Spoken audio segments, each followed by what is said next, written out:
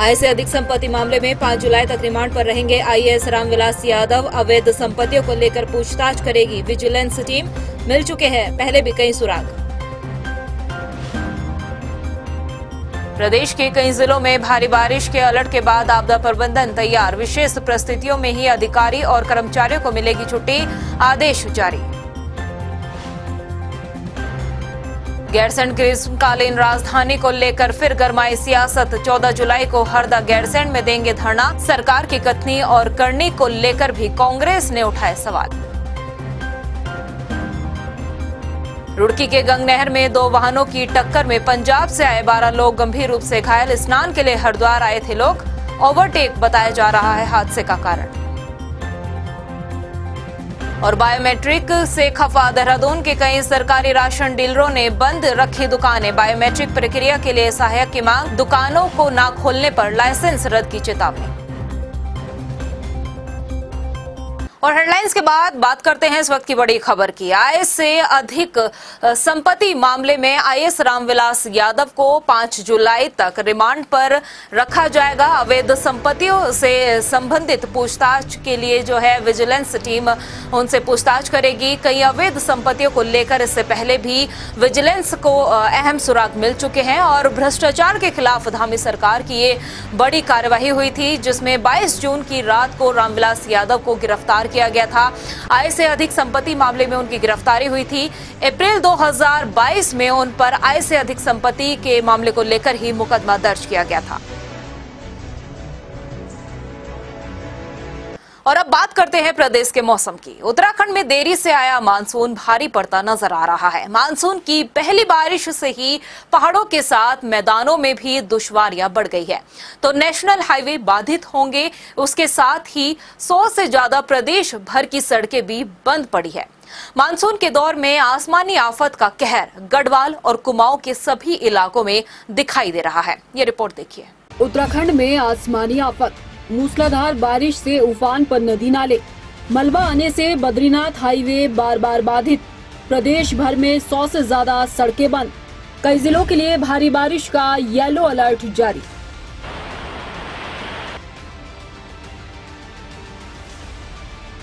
उत्तराखंड में इस बार मानसून भले ही देरी से पहुंचा हो, मगर पहाड़ और मैदान में बरस रही आसमानी आफत ने अब लोगों के लिए मुश्किलें बढ़ा दी हैं। गढ़वाल और कुमाऊं के कई जिलों में इन दिनों हो रही बरसात से जहां नदी नाले उफान पर हैं, तो मैदानों में बारिश ने किसानों की फसलों को तबाह कर दिया है।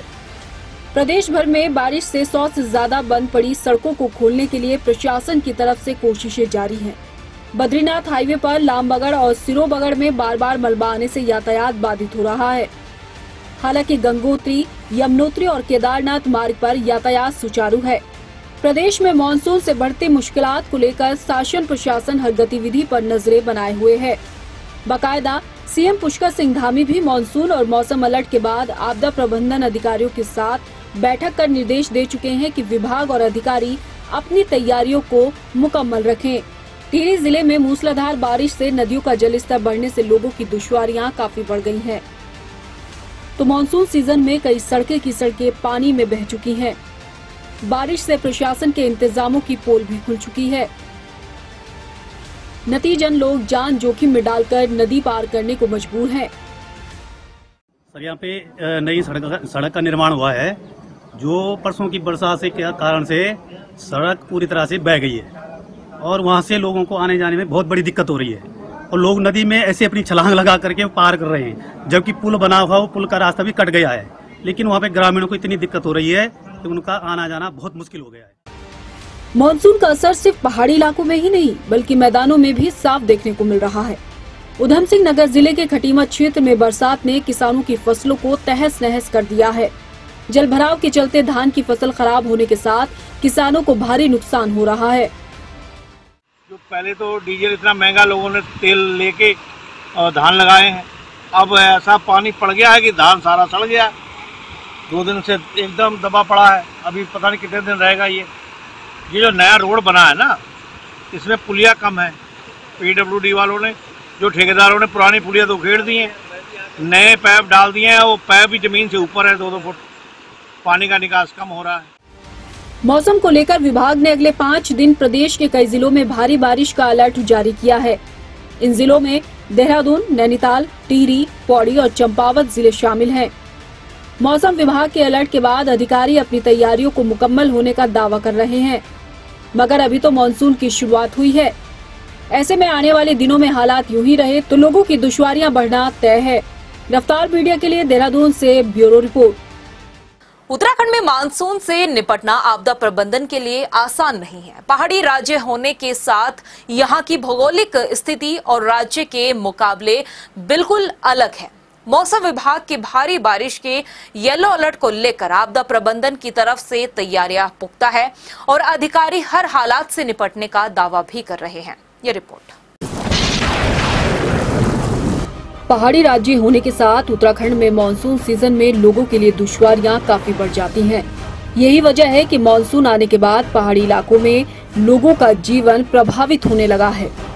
पहाड़ों से लगातार होती लैंडस्लाइड और गिरते बोल्डर्स के कारण हाईवे समेत तमाम मार्ग बाधित हो रहे हैं। हालांकि प्रशासन और आपदा विभाग की तरफ से सभी मार्गों को खोलने का दावा हो रहा है। विभागीय आंकड़ों के मुताबिक ऋषिकेश यमुनोत्री राष्ट्रीय राजमार्ग, ऋषिकेश गंगोत्री राष्ट्रीय राजमार्ग, विकासनगर बड़कोट राष्ट्रीय राजमार्ग, जानकी चट्टी यमुनोत्री पैदल मार्ग, गंगोत्री गोमुख पैदल मार्ग यातायात के लिए सुचारू है।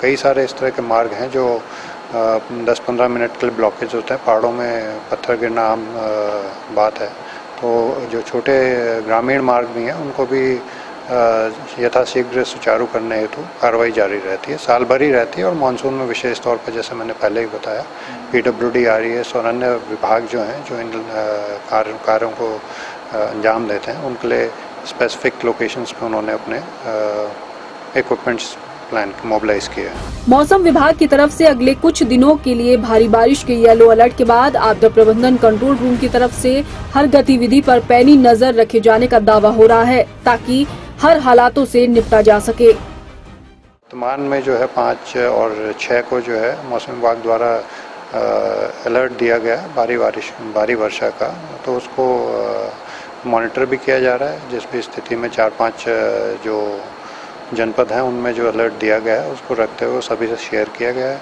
और त्वरित कार्रवाई हेतु जो भी कार्रवाई होती है वो अपना डिसेमिनेट करते हुए एक्शन उस पर लिया जाए। प्रदेश में मानसून आने के बाद पहाड़ों पर लगातार बारिश हो रही है। अगर हम कल की बात करें तो कल तक लगातार बारिश थी और वहीं कहीं ना कहीं जितने भी नेशनल हाईवे हैं प्रदेश के सभी अवरुद्ध हो रखे थे, लेकिन आपदा कंट्रोल ने कार्रवाई करते हुए जल्द से जल्द PWD के साथ मिलकर सारे अवरुद्ध जितने भी नेशनल हाईवे बंद पड़े थे सब खोल दिए गए हैं। वहीं अगर हम वर्तमान की बात करें, वर्तमान में एक भी नेशनल हाईवे सब खुले हुए हैं और अगर छोटे जो मोटर वाहन सड़कों की बात करें तो कहीं कहीं रास्ते बंद हो रखे हैं जिसको 10 मिनट के अंदर खोल दिया जाता है। वहीं अगर हम नेशनल हाईवे की बात करें तो नेशनल हाईवे में आपदा कंट्रोल रूम तुरंत कार्रवाई करते हुए PWD से मिलकर जल्द से जल्द खोलने की कोशिश करता है और वहीं कहीं ना कहीं साथ में अगर जरूरत पड़ती है लंबे समय के लिए तो उसे रोड को डाइवर्ट कर दिया जाता है। वहीं अगर हम आपदा कंट्रोल रूम की बात करें, आपदा कंट्रोल रूम ने अभी 2 दिन का अलर्ट जारी किया गया है। मौसम विभाग ने से जो उनसे बातचीत हुई है, मौसम विभाग ने 2 दिन का अलर्ट जारी किया हुआ है 5 और 6 तारीख का। 5 और 6 तारीख की बात करें तो देहरादून, पौड़ी, टिहरी, नैनीताल और चंपावत में अलर्ट जारी किया गया है, जिसको लेकर आपदा प्रबंधन पूरी रूप से तैयार है और जहां भी कहीं भी रास्ता अवरुद्ध होता है उसको तुरंत PWD से मिलकर उसको खोलने की कोशिश की जाएगी। कैमरा पर्सन नरेश के साथ हिमांशु चौहान, रफ्तार मीडिया, देहरादून। और अब बात करते हैं मानसून से ही जुड़ी बड़ी खबर को लेकर। मानसून अवधि में अधिकारी और कर्मचारियों को अब छुट्टी नहीं मिलेगी। विशेष परिस्थितियों में ही सभी अधिकारी और कर्मचारियों को अवकाश मिलेगा, जिसके लिए मुख्य सचिव SS संधू ने आदेश भी जारी कर दिए हैं। यह आदेश मुख्यमंत्री पुष्कर सिंह धामी के निर्देश पर किया गया है, जिसके बाद अब अधिकारी और कर्मचारियों को सिर्फ विशेष परिस्थितियों में ही उन्हें अवकाश दिया जाएगा, अन्यथा किसी भी सूरत में अधिकारी और कर्मचारियों को छुट्टी पर जाने के जो आदेश है वो बिल्कुल निरस्त कर दिए गए हैं और ये पूरी प्रक्रिया जो है वो CM धामी के निर्देश पर की गई है। वहीं उत्तराखंड में मानसून के साथ ही शहरों में जनता को जलभराव की दिक्कतों का सामना भी अभी से करना पड़ रहा है। शहरी विकास मंत्री प्रेमचंद अग्रवाल का कहना है कि उन्होंने सभी निगम और निकायों को समय रहते नालों की साफ सफाई करने के निर्देश दिए थे। अगर कहीं पर जलभराव की समस्या हो रही है तो उनका संज्ञान लिया जाएगा। इसके साथ ही देहरादून में स्मार्ट सिटी की वजह से जलभराव की दिक्कतों पर प्रेमचंद अग्रवाल ने कहा कि उसका संज्ञान लिया जाएगा और कार्यवाही की जाएगी। मेरा बहुत पहले अपने निकाय के तमाम जो हमारे अधिकारीगण हैं उनसे मेरा बैठना हुआ था और बहुत पहले मैंने उनसे कहा था कि मानसून से पहले हम लोग जितने नाले नालियां हैं उनको हम साफ करें, यानी कि कोई भी कचरा उसके अंदर ना हो, जिससे मानसून के सीजन में, बरसात के सीजन में वो ओवरफ्लो होकर फिर पानी बाहर और जनता को उसको असुविधा ना हो। ये हमने किया है।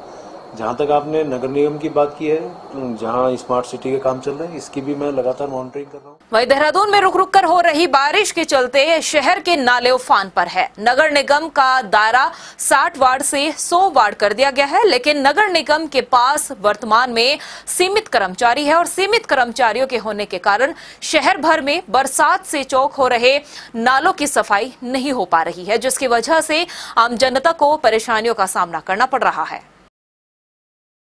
देखिए, नगर निगम में कर्मचारी 100% स्ट्रेंथ पे डेफिनेटली नहीं है। किसी भी विभाग में शायद ही 100% स्ट्रेंथ पे कर्मचारी हैं, परंतु हम लोग प्रयास करते हैं कि जो भी हमारे लिमिटेड रिसोर्सेज हैं उन रिसोर्सेज के साथ हम बेस्ट सर्विसेज देने का हमेशा प्रयास करते हैं। और अब बात करते हैं सियासत की। उत्तराखंड में गैरसैंण का मसला एक बार फिर से गर्मा गया है। हरीश रावत ने गैरसैंण की अनदेखी को लेकर सरकार के खिलाफ मोर्चा खोल दिया है और हरदा ने गैरसैंण में ही धरना देने का भी ऐलान किया है। इसके साथ ही उन्होंने ये भी कहा है कि सरकार की कथनी और करनी में धरती आसमान का अंतर है। देखिए रिपोर्ट। उत्तराखंड की राजनीति में एक बार फिर गैरसैंण का मुद्दा गर्मा चुका है।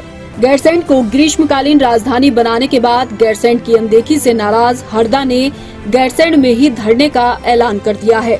14 जुलाई को हरीश रावत गैरसैंण में धरना देंगे। हालांकि गैरसैंण को ग्रीष्मकालीन राजधानी बनाए जाने का क्रेडिट बीजेपी को ही जाता है, मगर गैरसैंण को गैर किए जाने का आरोप लगाते हुए पूर्व मुख्यमंत्री हरीश रावत ने सरकार को आड़े हाथ लिया। हरदा ने बीजेपी पर निशाना साधते हुए कहा कि गैरसैंण को ग्रीष्मकालीन राजधानी तो बना दिया गया, लेकिन धामी सरकार ने एक दिन भी गैरसैंण में बिताना मुनासिब नहीं समझा।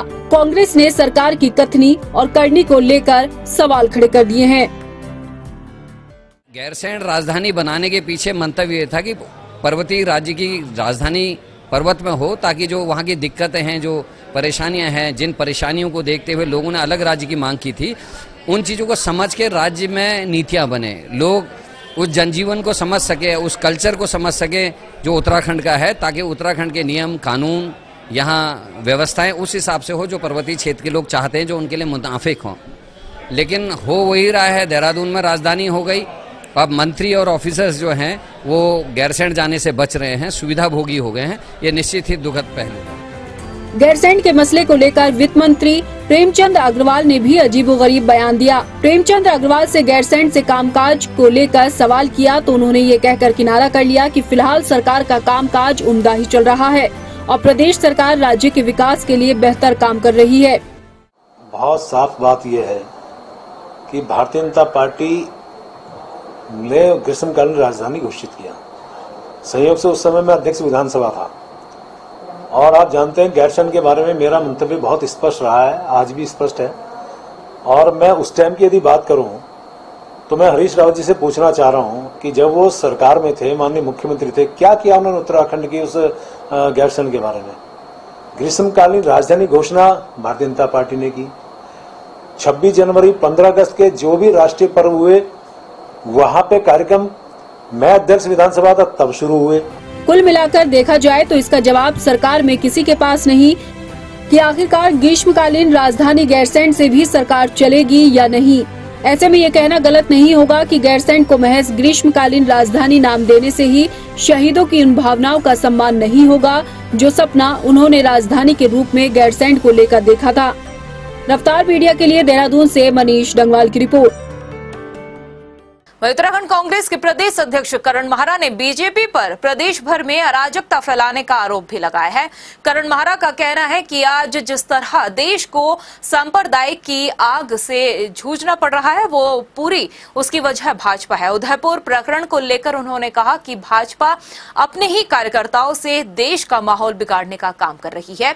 हर जगह भाजपा के कार्यकर्ता ही देश में अराजकता फैलाने का काम कर रहे हैं। वहीं उन्होंने कश्मीर में पकड़े गए आतंकी को लेकर भाजपा पर बड़ा हमला किया है। उन्होंने कहा कि कश्मीर में जो आतंकी पकड़ा गया है वो भी बीजेपी आईटी सेल का अध्यक्ष है, जिसके तार पाकिस्तान से जुड़े हुए हैं।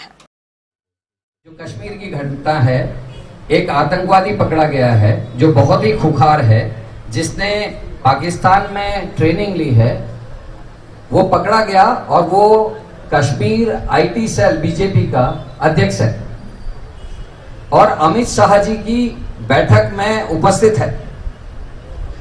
तो ये जो दोनों घटनाक्रम है ये बहुत ही चिंता का विषय है। राष्ट्र खतरे में दिखाई दे रहा है। किसी भी पार्टी के चुनावी फायदे के लिए अगर देश को खतरा है तो ये हम सब के लिए चिंता का विषय होना चाहिए। इसीलिए आज के हमने ये प्रेस कॉन्फ्रेंस बुलाई। केंद्र सरकार ने उत्तराखंड में 230 नए वेलनेस सेंटर खोलने की बात कही है, तो वहीं उत्तराखंड सरकार का मानना यह भी है कि आयुर्वेद को बढ़ावा देने और प्रशिक्षित युवाओं को रोजगार देने के लिहाज से ये कदम काफी कारगर साबित होगा। लेकिन 230 वेलनेस सेंटर खोलने के फैसले पर कांग्रेस ने ये भी कहा है कि बीजेपी सरकार को उत्तराखंड के स्वास्थ्य विभाग को वाकई सुधारने की बेहद जरूरत है और जिस तरह से अस्पतालों में स्टाफ और डॉक्टरों की कमी है, सरकार को उस पर भी ध्यान देने की जरूरत है। स्वागत है वेलनेस सेंटर्स का, लेकिन पहले अपने जो सरकारी अस्पताल है उनमें डॉक्टर तो पूरे कर लीजिए, स्टाफ तो पूरा कर दीजिए। आप पुराने जो अस्पताल हैं, जो पुराने स्ट्रक्चर्स हैं, उनको फुलफिल नहीं कर पा रहे, उनको आप मदद नहीं कर रहे। कई जितने भी पहाड़ों में अस्पताल हैं सारे रिफर सेंटर बन के रह गए हैं। आप वेलनेस सेंटर खोलने की बात कर रहे हैं। पहले जो खुले हुए आपके प्रतिष्ठान है उनको तो ठीक कीजिए। वही कह रहा हूं ना, खाली जनता को बेवकूफ बनाना है, हो कुछ नहीं रहा धरातल पे, खाली घोषणाएं।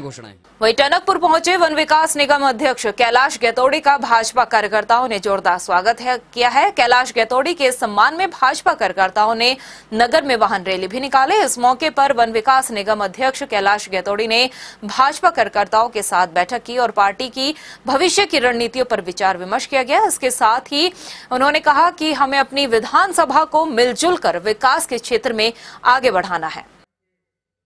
उत्तराखंड में नगर निगम और निकायों में 1 जुलाई से सिंगल यूज प्लास्टिक पर बैन लगा दिया गया है। केंद्र सरकार की गाइडलाइन का पालन कराते हुए उत्तराखंड सरकार भी इसका पालन कराते हुए नजर आ रही है। शहरी विकास मंत्री प्रेमचंद अग्रवाल का कहना है कि उत्तराखंड में यूं तो पहले भी प्लास्टिक बैन था, लेकिन 75 माइक्रोन से कम सिंगल यूज प्लास्टिक पर प्रतिबंध को लेकर अब सख्ताई दिखाई जा रही है। इसको लेकर अभियान भी चलाए जा रहे हैं ताकि सिंगल यूज प्लास्टिक पर पूरी तरह से प्रतिबंध लगाया जा सके।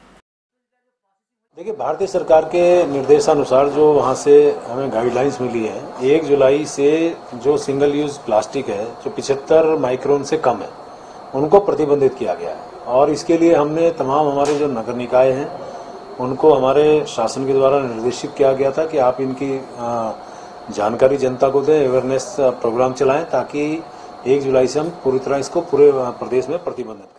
8 अगस्त को वीरांगना तिलू रोतेली की जयंती पर महिला एवं बाल विकास विभाग द्वारा दिए जाने वाले पुरस्कार को लेकर आवेदन की प्रक्रिया शुरू कर दी गई है। मंत्री रेखा आर्या का कहना है कि अधिकारियों को आवेदन प्रक्रिया शुरू करने के निर्देश दिए गए हैं। साथ ही रेखा आर्या का यह भी कहना है कि इस बार कोरोना काल के तहत जिन महिलाओं ने बेहतर कार्य किए हैं उसको इस मानक से हटा दिया गया है, जबकि जो आंगनबाड़ी कार्यकर्ता है अच्छा कार्य कर रही है उनको भी तिलू रोतेली पुरस्कार दिया जाएगा। जिन्होंने आदर्श प्रस्तुत किया है, जिन्होंने महिलाओं के हित में काम किया, ऐसे लोगों का चिन्हीकरण करते हुए जिलाधिकारी हमारे पास भेजेंगे। निश्चित रूप से फिर तिलू रोतेली पुरस्कार को हम लोग जो है आने वाले 8 अगस्त को हम लोग महिलाओं को सम्मानित करेंगे। इसके साथ साथ में आंगनबाड़ी कार्यकर्ती सम्मान पुरस्कार भी हम लोग देने जा रहे हैं, जिसमें आंगनबाड़ी कार्यकर्तियों ने जिन्होंने बहुत अच्छे काम किए हैं, विभाग की योजनाओं को जन जन तक पहुंचाने का काम किया है, ऐसी आंगनबाड़ी बहनें भी उस दिन सम्मानित होंगी। बायोमेट्रिक की दिक्कतों से खफा देहरादून के कई राशन विक्रेताओं ने रविवार के साथ ही सोमवार को भी अपने राशन की दुकानों को बंद रखा। जहां एक तरफ राशन डीलरों का कहना है कि जब तक विभाग की ओर से बायोमेट्रिक प्रक्रिया के लिए सहायक की तैनाती नहीं होती तब तक दुकानें नहीं खोली जाएगी, तो वहीं डीएसओ का साफ तौर पर यह कहना है कि अगर राशन की दुकानें जल्द नहीं खुलती है तो उनके लाइसेंस रद्द कर दिए जाएंगे। जनपद में 1042 दुकानें हैं, लगभग सभी खुली हैं। बस केवल ये 15 दुकानें हैं जिन्होंने परसों लैपटॉप जमा कराए थे, वही दुकानें अभी मतलब उनके लैपटॉप अभी विभाग के पास जमा हैं। तो फिर कार्रवाई की तो बात ये है कि हमें तो राशन बंटवाना ही बंटवाना है, तो हम बगल की दुकान पर उनको अटैच कर देंगे राशन कार्ड धारकों को, ताकि उनको राशन मिले। इसमें नरेंद्रनगर विधानसभा की पट्टी दोगी की 27 ग्राम पंचायतों में सालों से लंबित समस्याओं को लेकर क्षेत्र के युवाओं ने सांकेतिक प्रदर्शन किया। समस्याओं के निस्तारण न होने पर उग्र आंदोलन की भी चेतावनी दी है। प्रदर्शनकारियों ने बताया कि क्षेत्र में दूरसंचार टावरों के स्थापना काल से डामाडोल चल रही नेटवर्किंग स्थापना को बहाल करने, हर घर नल से जल योजना के नाम पर सिर्फ कोरे नलों को न बिछाकर पेयजल लाइनों पर नियमित जल पूर्ति करने, क्षेत्र के प्राथमिक स्वास्थ्य केंद्रों की दशा सुधारने के साथ ही उनमें चिकित्सकों की नियुक्ति किए जाने जैसे कई मामलों पर अभी तक कोई समाधान नहीं हो रहा है। सरकार के हर विभागों से हमने पत्राचार किया था, उसके बावजूद क्षेत्र में कोई भी स्टेप नहीं लिया गया। ये केवल नेता चुनाव के टाइम पे इन मुद्दों को लेकर के अपना मुद्दा बना के चुनावी रोटियां सेकते हैं, लेकिन चुनाव निपटने के बाद 5 साल बाद इनको फिर जनता की याद आती है। आज भी दोगी पट्टी कई वर्षों से इन मूलभूत सुविधाओं के लिए तरस रही है। इस वक्त मैं पट्टी दोगी का केंद्रीय स्तर गुल्लर में मौजूद हूँ, और गुल्लर में मौजूद होने का मेरा कारण है कि यहाँ पर पट्टी दोगी विकास संघर्ष समिति जो क्षेत्रीय समस्याओं के लेकर के जिसका गठन हुआ है, आज यहाँ पर बैठक थी और इनके मुख्य मुद्दे थे शिक्षा, स्वास्थ्य, पेयजल को लेकर के और नेटवर्क को लेकर के। इनका कहना है कि क्षेत्र में बिल्कुल नेटवर्क ध्वस्त है और इस सरकार से हम क्या उम्मीद करेंगे कि पाव की देवी जो करीब जो है माने 30 साल जिस इंटर कॉलेज को खुले हुए हो गए, उसमें गणित का विषय आज तक नहीं हो पाया, लोग थक गए हैं आंदोलन करके। तो जब एक गणित का विषय वहाँ नहीं खुल पाया अभी तक, तो बाकी चीजों की बात तो बहुत दूर की है, लेकिन फिर भी इनका कहना है कि हम आंदोलन करेंगे, सरकार को जगाएंगे। इसी गुल्लर घाटी में जो आंदोलन का केंद्र पिछले कई वर्षों भी रहा है, इसी को आंदोलन का केंद्र बनाएंगे। देखते हैं सरकार इनकी बात सुनती है अथवा ये अपनी मांगों को लेकर सड़क पर उतरते हैं, ये देखने की बात होगी। मैं वाचस्पति रयाल, नरेंद्रनगर। और प्रदेश की खबरों में इतना ही, फिर हाजिर होंगे कुछ खास खबरों के साथ। तब तक के लिए मुझे दे इजाजत, नमस्कार। आय से अधिक संपत्ति मामले में 5 जुलाई तक रिमांड पर रहेंगे आईएएस रामविलास यादव। अवैध संपत्तियों को लेकर पूछताछ करेगी विजिलेंस टीम। मिल चुके हैं पहले भी कई सुराग। प्रदेश के कई जिलों में भारी बारिश के अलर्ट के बाद आपदा प्रबंधन तैयार। विशेष परिस्थितियों में ही अधिकारी और कर्मचारियों को मिलेगी छुट्टी, आदेश जारी। गैरसैंण ग्रीष्मकालीन राजधानी को लेकर फिर गरमाई सियासत। 14 जुलाई को हरदा गैरसैंण में देंगे धरना। सरकार की कथनी और करनी को लेकर भी कांग्रेस ने उठाए सवाल। रुड़की के गंग नहर में 2 वाहनों की टक्कर में पंजाब से आए 12 लोग गंभीर रूप से घायल। स्नान के लिए हरिद्वार आए थे लोग। ओवरटेक बताया जा रहा है हादसे का कारण। और बायोमेट्रिक से खफा देहरादून के कई सरकारी राशन डीलरों ने बंद रखी दुकानें। बायोमेट्रिक प्रक्रिया के लिए सहायक की मांग, दुकानों को न खोलने पर लाइसेंस रद्द की चेतावनी।